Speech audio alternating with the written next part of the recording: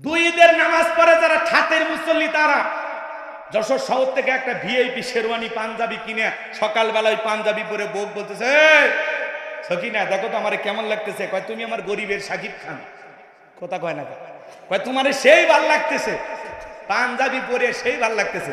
বগুড়ে একটা পাঞ্জাবির নাম দিয়েছিল ভাংসু, মানে যেই ছেলেরা বিয়ে করছে, জ্বালা যন্ত্রণা আসে, প্রেম করছে, ছেঁকা খাসে, এদের জন্য একটা নতুন পাঞ্জাবি বগুড়ার বাইর হয়েছিল, এর নাম হলো ভাংসু। পাঞ্জাবি নাম কি?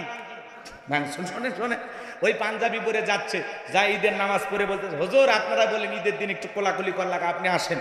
হুজুর নিয়ে একটু কোলাকুলি করা নিয়ত করছে ভাই, কিন্তু মাঝখানে এমন পেট, 26 মাসের গর্ভবতী, মাঝখানে পেট হয়ে গেছে ব্যারিকেড। কিসের কোলাকুলি হচ্ছে? খালি পেটা পেটি। কথা কি বোঝেন না? হুজুর খালি বুকে নিবার চায়, হয় না, মাঝখানে পেট বেঁধে গেছে। কানে কানে হুজুর বলতেছে, ভাই রোজা কয়টা, 29টা না 30টা? তারাবি পড়ছেন না পড়েনি? কয় হুজুর ব্যবসায়িক চাপে রোজাও রাখতে পারিনি, তারাবি পড়তে পারিনি, কিন্তু ইফতার খাওয়া মিস করিনি, নিজেও খাইছি, ও মুসলিমদেরকে ডাইকে খেলেছি, আমার মন ভালো। কি ভালো আছে না? এরা হলো ঠাটের মুসল্লি।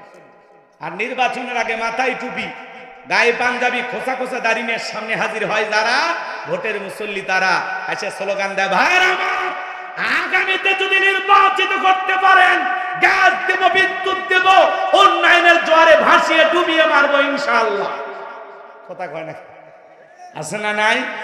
আর আমরা তাদের পিছনে স্লোগান দিই, বলটু ভাইয়ের চরিত্র ফুলের মতো পবিত্র, নামাজ পড়ে একত্র, গাঁজা খাই 5 ওয়াক্ত, ঘুমসুরিতে পাকাপোক্ত, শয়তানের 1 নাম্বার ভক্ত, হুজুরদের খুবই শক্ত, সুজে খাই গরিবের রক্ত। পোস্টারে লেখা আছে গরিবের বন্ধু, ভোট দিয়ে দেখেন গরিবের কয় নাম্বার শত্রু। কথা কর না কেন?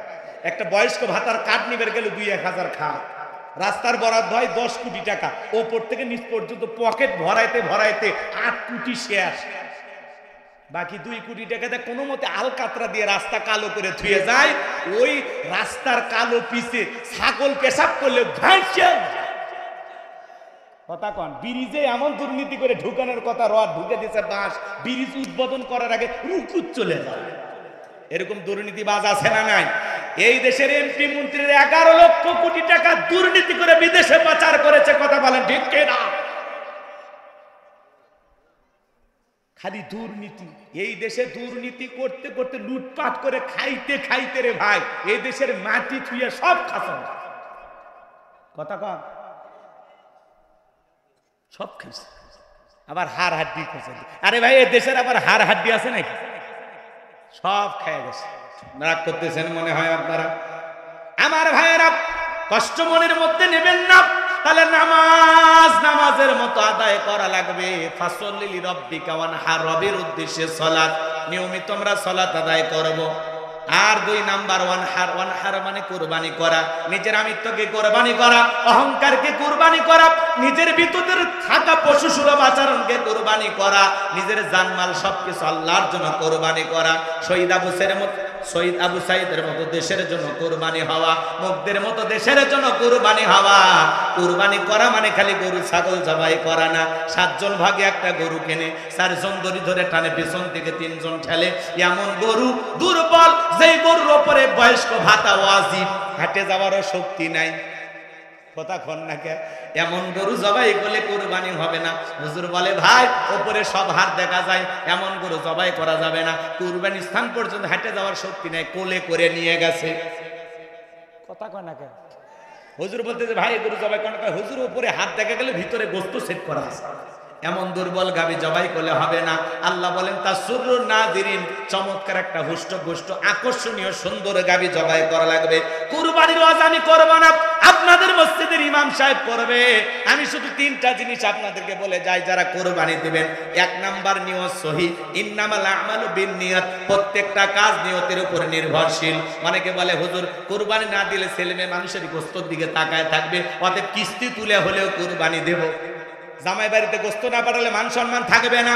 এরকম নিয়তে যারা কুরবানি দিবে তাদের কুরবানি হবে। আগে খাওয়ার নিয়ত কে ভাই? কুরবানি করা মানে কি? ত্যাগ করা, স্যাক্রিফাইস করা, বিলিয়ে দেয়া, বন্টন করা, উৎসর্গ করা। ভোগের নাম কুরবানি নয়, ত্যাগের নাম কুরবানি। আপনার পাশে গরিব মানুষ মশলা বাইটা আদা রসুন বাইটা বসে আছে, ছোট ছোট বাচ্চাগুলো কাঁদে আর বলে মা মশলা তো রেডি, কই গোস্ত তো রান্না করো না। মা বলতেছে বাবা একটু অপেক্ষা কর, কেউ যদি 2টা টুকরো দিয়ে যায় ওইটা দিয়ে তোদেরকে খাওয়াবে, একটু অপেক্ষা কর। আর আপনি হুজুরের কাছে মাসালা জিজ্ঞাসা, হুজুর ফ্রিজে কত দিন রেখে খাওয়া যায়? হ্যাঁ, হুজুর বলতেছে যতদিন ইচ্ছা রাখেন। এই কুরবানি গোস্ত পরের কুরবানি পর্যন্ত নিয়ে গেছে, আত্মীয় স্বজনের সামনে খাবার দিয়েছে, বলছে ভাই গোস্ত এত শক্ত কে? ভাই কুরবানির গোস্ত ফ্রিজে ছিল তো। ওরে মুসলমান, কি রাগ করতেছে? যারা কুরবানি দিয়েছেন, আগে আপনার প্রতিবেশী যে কিনতে পারে না 6 মাসে 1 কেজি, তারে আগে খাওয়া, তারে আগে খাওয়া, তার মুখে খাবার তুলে দেন, তার মুখে হাসি ফুটানোর নাম হলো কুরবানি। আগে খাওয়ার নিয়ম, অন্যকে খাওয়া, গরিব দুঃখীকে দেন, আত্মীয় স্বজনকে দেন, তারপরে নিজে খান। খাবেনই তো, আপনিও খাবেন। আল্লাহ ধনী বানাইছে, 10 দিন পরে 10 কেজি কেনার ক্ষমতা আছে, কিন্তু ওই গরিব 6 মাসে 1 কেজি কেনার ক্ষমতা নাই। তার মানে কি? তারে আগে খাওয়াইতে হবে। কথা কোন ঠিক না? তাহলে 1 নাম্বার নিয়ম সহি কুরবানি আল্লাহর জন্য। 2 নাম্বার সুদের টাকা, ঘুষের টাকা, হারাম উপার্জনের টাকা দিয়ে কুরবানি দিলে হবে না। আল্লাহ পবিত্র, তিনি পবিত্র বস্তুকে ভালোবাসেন। 3 নাম্বার ফাসাল্লি রাব্বিকা ওয়ানহার, আগে নামাজ পড়ো তারপরে কুরবানি করো। নামাজি হয়ে কুরবানি করা লাগবে। সকাল 9টার দিকে ফজর পড়া নাই, ঈদের নামাজ পড়া নাই, দড়ি ধরে বসে আছেন, আপনার গরুর গোশত খাওয়া হবে, পিকনিক হবে, এই কুরবানি আল্লাহর দরবারে কবুল হবে না, না, না।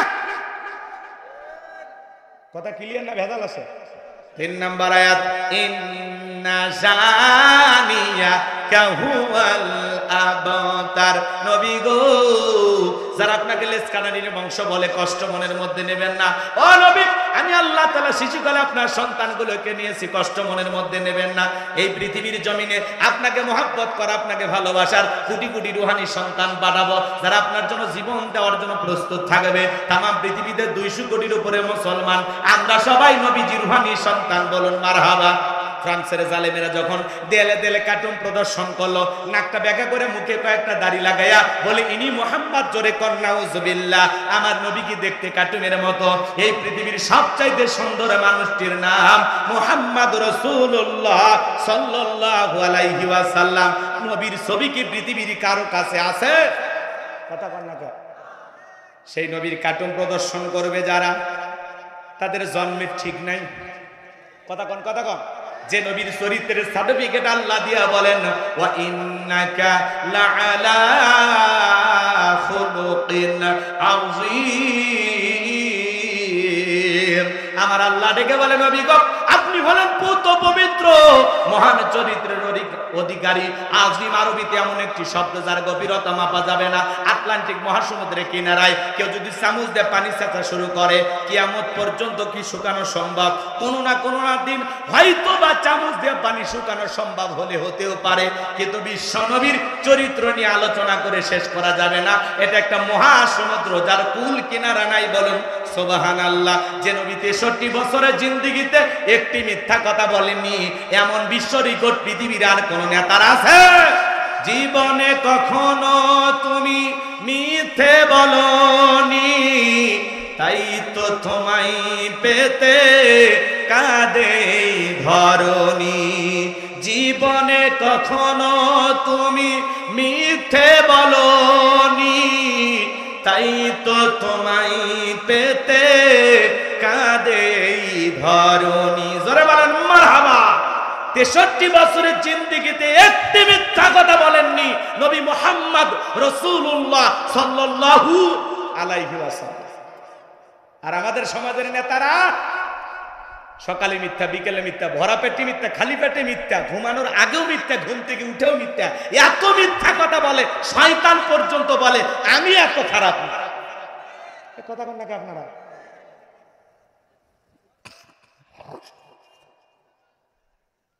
নবী হলেন আমাদের আদর্শ। যুবক, লাকাদ কানা লাকুম ফি রাসূলিল্লাহি উসওয়াতুন হাসানাহ। আল্লাহ বলেন তোমাদের জন্য উত্তম আদর্শ আছে রাসূলের জিন্দেগির ভিতরে। রাসূল হলেন আমাদের মডেল। কোন নায়ক গায়ক তোমার আমার মডেল হতে পারে না। মেসিকে মোহাব্বত করে 10 নম্বর জার্সি পরো, মেসির মতো চুল কাটো। মেসি খ্রিস্টান, ওকে অনুসরণ করলে ও জাহান্নামে যাবে, তোকেও জাহান্নামে নিয়ে যাবে। এজন্য নবী মুহাম্মদকে অনুসরণ করতে হবে, নবীর আদর্শ মানতে হবে। নবী মুহাম্মাদের মতো এই পৃথিবীর জমিনে নবীর আকৃতি দিয়ে চেহারাটা সাজাইতে হবে। নবীকে মহব্বত করে দাড়ি রাখতে হবে, টুপি পরতে হবে, গায়ে লম্বা পাঞ্জাবি পরতে হবে। নবী মুহাম্মদকে ভালোবেসে নবীর মতো চুলের কাটিং করতে হবে। আর তুমি চুলের একা বেঁকা কাটিং কই গিয়া, হ্যাঁ, এই সাইড দিয়ে পুরো চুল কেটে মাঝখানের চুলগুলো তেল মোবিল দিয়ে খাড়া করে রাখছে, মনে হয় খেরের পালা। কথা কম, পিছনে আবার লেখে রাখছে আর তেরুজি না অক্সার আমি বুঝি না, অ্যাঙ্গেলে ম্যাট দিয়েছে। এরকম দুষ্ট পোলাপানা আছে না? না। আল্লাহ যুবকদের হেদায়েত দান করুক, জোরে বলেন আমিন। আমার কথা শোনেন, বিশ্ব নবীকে নিয়ে মক্কা নগরীতে একজন গালি দিয়েছিল, এর নাম ওলীদ বিন মুগীরা। অকাত্য ভাষায় বিশ্ব নবীকে গালি দেয়, নবীকে গালি দিতেছে। আল্লাহ রাব্বুল আলামিন সহ্য করলেন না, আসমান থেকে আল্লাহ আয়াত নাজিল করে বলেন উতুল্লিম বাদা যালিকা জানিম। নবী গো, এই ওলীদ বিন মুগীরা হলো পিতৃ পরিচয়হীন জারর সন্তান, এর জন্মের ঠিক নাই। ওলীদ বিন মুগীরা ডেকে বলে নবী এত বড় কথা, আমার জন্মের ঠিক নাই, আপনি থাকেন, আমি বাড়িতে যাই। ছেলেটা বৈধ না অবৈধ জানে কে ফ্যাক্টরির মালিক, তার মানে তার মা। কথা কোন ঠিক না? এইবার এই ছেলেটা ওলীদ বিন মুগীরা তার বাড়িতে গেল, যাওয়ার পরে তার মায়ের নাম ছিল ঝর্ণা। যায় বলে মা করবি না কোনো তালবাহানা, নবী মুহাম্মদ আমাকে বলেছেন উতুল্লিম বাদা যালিকা জানিম, আমি নাকি পিতৃ পরিচয়হীন জারর সন্তান, আমার নাকি জন্মের ঠিক নাই। ওলীদ বিন মুগীরার মা মনে মনে ভাবতেছে এই গোপন তত্ত্ব নবী জানলো কেমনে? নবী তো জানতেন না, নবীকে জানিয়ে দিয়েছেন তিনি কে। ওলীদ বিন মুগীরার মা বলতেছে বাবা আমারও বয়স হয়ে গেছে, এক পা কবরে চলে গেছে, আমি মিথ্যা বলবো না, তবে শোন। ওলীদ বিন মুগীরার মা এবার সত্য ফাঁস করে দিয়ে বলতেছে বাবা শোন, তোর বাবা ব্যবসা বাণিজ্যের কাজে এতটাই ব্যস্ত থাকতো, তোর বাবা ব্যবসা চেনে, টাকা চেনে, কিন্তু তোর মায়ের মন বোঝে না। সে যে কেন আসে না, কিছু ভালো লাগে না, এবার আসুক, তারে আমি মজা দেখাবো। দেখবেন ভাইয়েরা যখন বিদেশে থাকে, এলাকায় দেবর আমদানি কমে না বাড়ে, ওরা ভাবির দুয়ারে যায় স্লোগান দেয়, ভাবি ভাইয়া তোমার বর, আমি যে দেবর, ভেবে দেখো ভাবি কার কত দাবি, ভাই গেছে মালয়েশিয়ায়, আমি তো দেশে আসি। কথা কন না কেন? সুযোগ পাইলে ভাবি রুমের ভিতরে প্রবেশ করে বলে ভাবি আপনার যে চেহারা দেখে মনে হয় না যে আপনার বিয়ে হয়েছে। এই বদমাইশ, বিয়ে না হলে ভাবিটা খিসকারে। ভাবি যে ডিজিটাল ভাবি এগুলো শুনে খুশি হয়। আর ভাবি যদি হাফেজ আলেমা হইতো, মাদ্রাসায় পড়তো, আল্লাহর কোরআনের জ্ঞান থাকতো, তাহলে ডেকে বলতো কুল্লিল মুমিনিনা ইয়াগুদ্দুনা মিন আবসারিহিম। হে দেবর, আল্লাহ তাআলা বলেছেন মুমিন পুরুষের দৃষ্টি থাকবে নিচের দিকে, আমাকে দেখার অধিকার তোর ভাইয়ের আছে, তোর জন্য আমাকে দেখা জায়েজ নাই, ঘর থেকে বের হয়ে যা। মা বোন যারা আওয়াজ শুনতেছে না, মা দুইটা পুরুষ হইতে দূরে থাকবেন, একটা দেবর আর একটা দূরে ভাই, এরা হলো মৃত্যু তুল্য, বিষাক্ত সাপের চাইতেও ভয়ঙ্কর। কথা কন নাকি আপনারা? আজকে যুব সমাজের চরিত্র নষ্ট করার মূল যে অস্ত্র, তার নাম হলো এই মোবাইল। মোবাইলের ওজন কম, কিন্তু মোবাইলের মাধ্যমে পাপের ওজনটা অনেক বেশি। কথা বলেন ঠিক কিনা? সারা রাত জানালা দরজা লাগাই একা একা রুমের ভিতরে শুয়ে থাকেন, উল্টা পাল্টা ভিডিও দেখে। কথা কন নাকি? রাগ করতেছেন আপনারা? এরকম সন্তান আছে না নাই? মা বাবা যখন দরজায় না করে রুবেলে ভিতরে কি হয় রে, তখন করতেছে বাংলাদেশের স্বাধীনতার যুদ্ধ হয়েছে 1971 সালে, পড়ার ভান করে। আবার মা বাবা চলে যায়, আবার উল্টা পাল্টা ভিডিও দেখে। কথা কন ঠিক কিনা? তাহলে আমাদের সন্তানদেরকে নষ্ট করতেছে এই টাচ মোবাইল। কথা কন না? কথা কন না কেন? ও দেশে মোবাইল আইছে, চিঠি বন্ধ হইয়াছে, দিওয়ানা বানাইছে, পোলা মায়ের মনের কথা হাসে বাতাসে। ও দেখো পোলা পানের মন বাদা ফেসবুকে এখন, মোবাইলে চ্যাটিং কইরা কাটায় সারাক্ষণ। এই মোবাইল পাইয়া দেখো মদনের মাইয়া, এই মোবাইল পাইয়া দেখো মদনের মাইয়া কি কাণ্ড ঘটাইছে, স্বামী সংসার রাইখা নাকি পলাইয়া গেছে, সে যে স্বামী সন্তান রাইখা নাকি পালাইয়া গেছে। কথা কয় না? এই যুবকে ঠিক আছে, 2 বাচ্চার মা, 4 বাচ্চার মা পরকীয়া প্রেম করিয়া স্বামী রেখে সন্তান রাইখা আর একটা পরপুরুষের হাত ধরে পালিয়ে যায়। যে নারী স্বামী রেখে সন্তান রেখে আর একটা পরপুরুষের হাত ধরে পালিয়ে যায়, ওটা নারী না, ওটা পাষাণী, ওটা নারী জাতির কলঙ্ক, বিশ্বাসঘাতক নারী। কেমনে পারলা মা? ও বোন, তুমি কেমনে পারলা স্বামী রাইখা সন্তান রাইখা আর একটা পরপুরুষের হাত ধরতে? কেমনে পারো? এই কথা কয় না কেন? এই পরকীয়ার অভিশাপে হাজারো পরিবার ধ্বংস হয়ে যাচ্ছে আজকে। বাড়ি হলো সেই টাঙ্গাইল, চলে আসছে যশোর। কেমা তুমি যশোরে কেন? সুটিপুর বাজারে। কয় এই গ্রামের বল্টু। কি করছি? বলে আমি বলবো না। আরে না বললে আমরা বুঝবো কেন? বলে এই গ্রামের বল্টু আমার সাথে প্রেম করেছে মোবাইল। আর কি করছে? বলে আমরা স্বামী স্ত্রীর মতো হোটেলে থাক। আর বললাম তার কি হয়েছে? বলে আমাকে বিবাহ করলে ভালো, না হলে আমি আত্মহত্যা করে মারা যাবো। তো তোমার বিয়ে হয়নি? বলে হয়েছে। আগে স্বামী কি করছে? কয় ডিভোর্স দিছে। বাচ্চা কাচ্চা? কয় দুইটা আছে। কার কাছে রাখছো? কয় মায়ের কাছে। এখন তুমি কি চাও? বলে বলতো আমাকে যদি বিবাহ করে ভালো, না হলে আমি সিদ্ধান্ত নিয়েই ফেলেছি।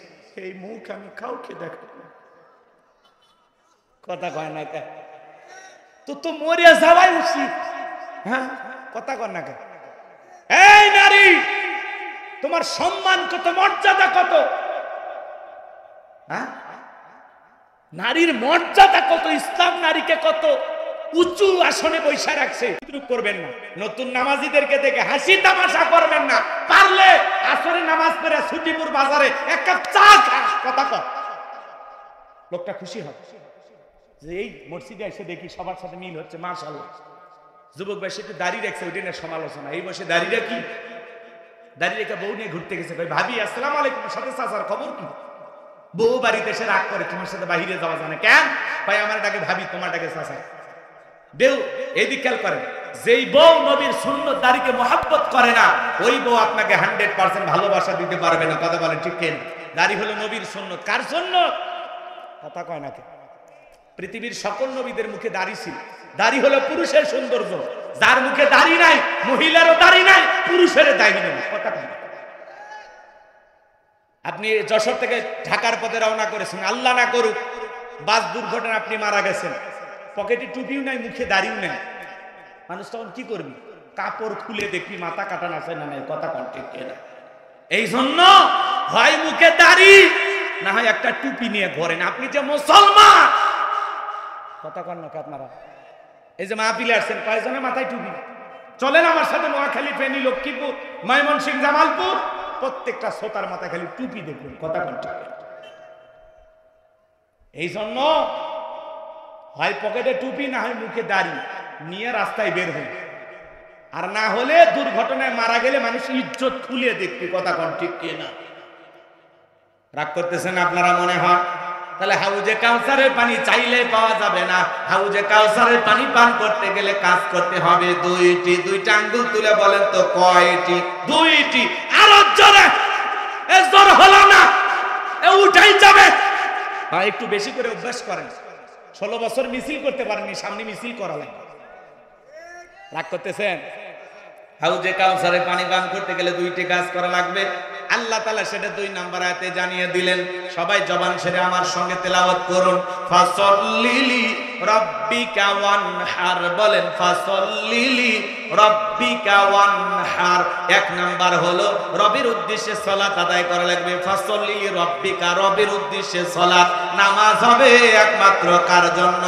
قل إن صلاتي ونسكي ومحياي ومماتي لله رب العالمين। সূরা আনআম আয়াত নাম্বার 162। আল্লাহ রাব্বুল আলামিন জানিয়ে দিলেন, নবীজি আপনি বলুন আমার নামাজ, আমার কুরবানি, আমার জীবন, আমার মরণ লিল্লাহি রাব্বিল আলামিন, আসমান জমিনের প্রতিপালকের জন্য। তাহলে মুমিন জীবনের সব ইবাদত হবে একমাত্র আল্লাহ তাআলাকে রাজি খুশি করার জন্য। কথা বলেন ঠিক কি না? ফাসাল্লিলি রাব্বিকা, রবের উদ্দেশ্যে সালাত। যেমন তেমন ভাবে নামাজ পড়লে হবে না, নামাজ নামাজের মতো আদায় করা লাগবে।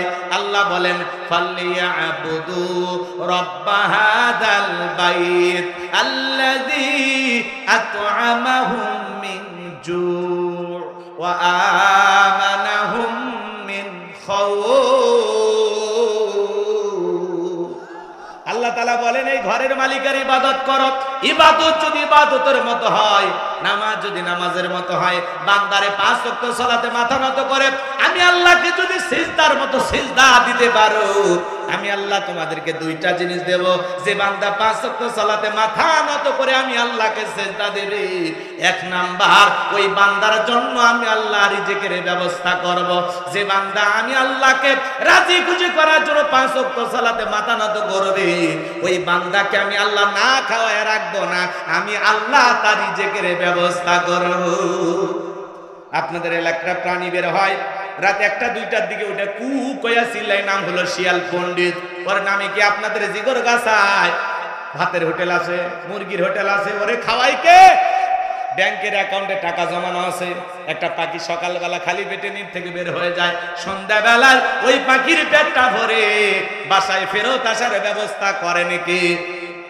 সাগরের বড় বড় নীল তিমিগুলো আহারে টনকে টন খাবার খায়, ওদের খাওয়ায় কে? আল্লাহ যদি পৃথিবীর এত মাখলুককে খাওয়ায়, আমরা হলাম আশরাফুল মাখলুকাত, কুনতুম খায়রা উম্মাতিন উখরিজাত লিন-নাস। আল্লাহ বলেন তোমাদেরকে উত্তম জাতি বানাইলাম, ভিআইপি বানাইলাম। আল্লাহকে আমাদেরকে না খাওয়ায় মারবে না। আমার আল্লাহ ডেকে বলেন ওয়া মা মিন দাব্বাতিন ফিল আরদি ইল্লা আলাল্লাহি রিজকুহা। সূরা হুদের ভিতরে আল্লাহ পাক জানিয়ে দিলেন এই পৃথিবীর এমন কোন বিচরণশীল প্রাণী নাই যার রিজিকের ব্যবস্থা আমি আল্লাহ আসমান থেকে করি না। ওই আটলান্টিক মহাসমুদ্রের ৩৩,০০০ ফিট গভীর অতল পানির নিচে থাকা ছোট্ট একটা প্রাণী, তার রিজিকের ব্যবস্থাও আমি আল্লাহ আসমান থেকে করি। চিৎকারে মেরে বলুন সুবহানাল্লাহ। তাহলে 1 নাম্বার আল্লাহ রিজিকের ব্যবস্থা করবেন। ওয়া আমানাহুম মিন খাউফ। 2 নাম্বার সকল ভয় থেকে আল্লাহ নিরাপত্তা দেবেন। আপনি 2 লাখ টাকা নিয়ে যশোর শহর থেকে আপনার এই ছুটিপুর বাজারে আসবেন, রাত 2টা বাজে মনে মনে ভাবতেছেন আল্লাহ টাকা নিয়ে বাড়ি পর্যন্ত যাইতে পারবো নাকি? ছিনতাইকারীর কবলে পড়ে টাকা যান 2টাই হারাবো, ভয় আছে না নাই? চুরির ভয় আছে না নাই? কথা বলেন না কেন? স্বাধীনতার 54 বছর কেটে গেল, কত নেতা ক্ষমতার চেয়ারে বসলো, চুরি বন্ধ করতে পারে নাই। মানুষের তৈরি করা তন্ত্র মন্ত্র দিয়ে চুরি, দুর্নীতি, টেন্ডারবাজি, চাঁদাবাজি, খুন ধর্ষণ বন্ধ হবে না। কথা কয় না কেন?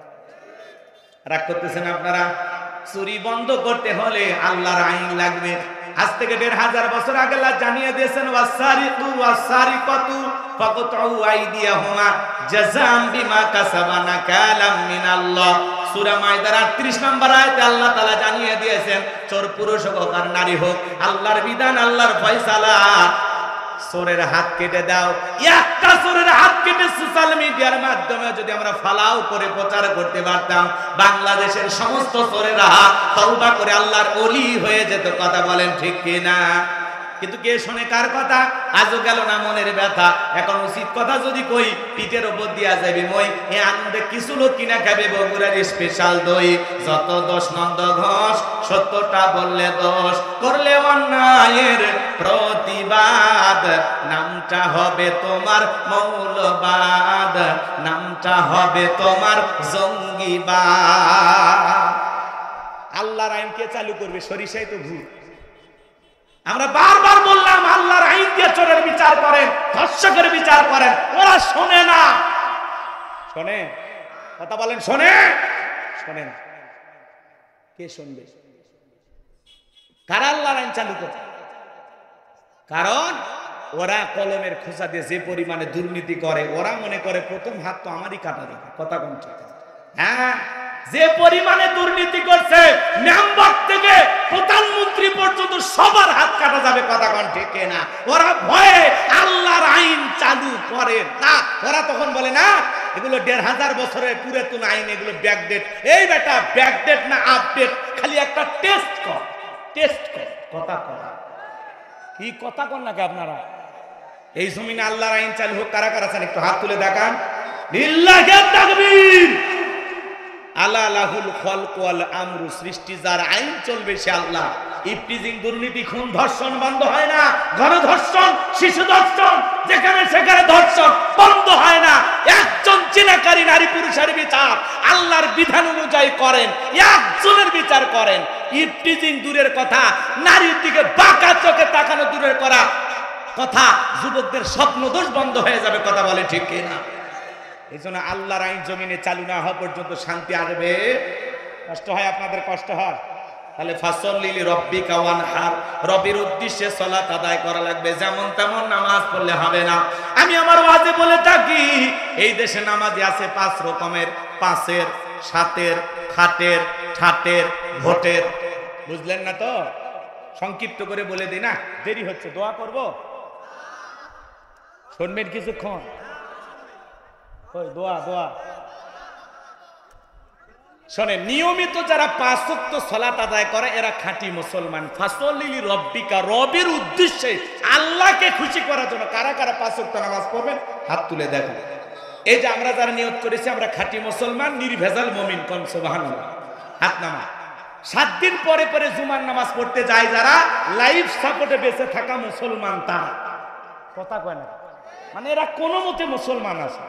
7 দিন পরে জুমার নামাজ পড়ে যায়, মসজিদের টাইসে ধুলে খোঁজে, আদে মসজিদের টাইসে ধুলে ধুলে বেতনটা না হালাল করেন, খাচ্ছেন আর বয়লের মতো মোটা হচ্ছে। কথা কয় না? এই ছেলে শোনো, মসজিদের ধুলে পরিষ্কার করার দায়িত্ব কি হুজুরের একা? এই বেটা, মসজিদের টাইসে ধুলে পড়ে আছে, ওখান থেকে ময়লাটা তুমি পরিষ্কার করো, আল্লাহ তোর অন্তরের ময়লা পরিষ্কার করে দেবে। বিশ্বনবী এক জায়গায় গিয়ে সালাত আদায় করলেন, মসজিদের পাশে একটা নতুন কবর। বিশ্বনবী সাহাবায়ে কেরামদেরকে লক্ষ্য করে বললেন, ও আমার সাহাবীরা, এই কবরে থাকা ব্যক্তি জান্নাতি। সুবহানাল্লাহ বলেন। সাহাবায়ে কেরাম বললেন, নবী গো, এই ব্যক্তি কেমন আমল করেছে যার কারণে জান্নাতি, আমরা জানতে চাই। নবী আমার দেখে বলে, সাহাবীরা, এই ব্যক্তি আল্লাহর ঘর নিয়মিত ঝাড়ু দিত, এই জন্য আল্লাহ তাআলা খুশি হয়ে তার কবরটাকে জান্নাতের বাগান বানিয়েছে। তাহলে 7 দিন পরে পরে জুমার নামাজ পড়ে যারা, এরা হলো 7-এর মুসল্লি। আর মানুষ মারা গেলে জানাজার নামাজ পড়ে যারা, খাটের মুসল্লি তারা। ফজরের নামাজের পরে মসজিদের মাইকে এলান হয়, এই গ্রামের অমুক ব্যক্তি মারা গেছে, ইন্না লিল্লাহি ওয়া ইন্না ইলাইহি রাজিউন। মৃত্যুর সংবাদ শোনার পরে সবাই ছুটে আসে। ওই গ্রামের আরেকজন ব্যক্তি ঘুম থেকে উঠে বলে, বিবি শুনলি না, উত্তর পাড়ার লোক মারা গেছে। হারে, লোকটা কত ভালো ছিল, এই পাঞ্জাবি ধুয়ে দে, ওর জানাজা যাও না। কয়েকদিন আগে ছুটিপুর বাজারে চা খেলাম, আরে কি ভালো লোক ছিল, চায়ের বিল দিতে দিল না, বেঁচে থাকলে আরো 10 দিন চায়ের বিল দিত। কথা কয় না? তাড়াতাড়ি পাঞ্জাবিটা ধুয়ে রেডি কর। বই এবার পাঞ্জাবি ধুয়ে রেডি হয়েছে, জহরে আজান হয়েছে, দৌড়ে মসজিদে চলে গেছে। যায় দেখে জানাজা না, শুরু হয়েছে কি জহর। ওর উদ্দেশ্য হলো জানাজা পড়া, জহরের নামাজ পড়া না। কথা কোন ঠিক কিনা? বাধ্য হয়ে সেদিন বলে যে, হুজুর জানাজা পড়তে আসছি, জহরের 4 রাকাত পড়ে নি, আল্লাহু আকবার।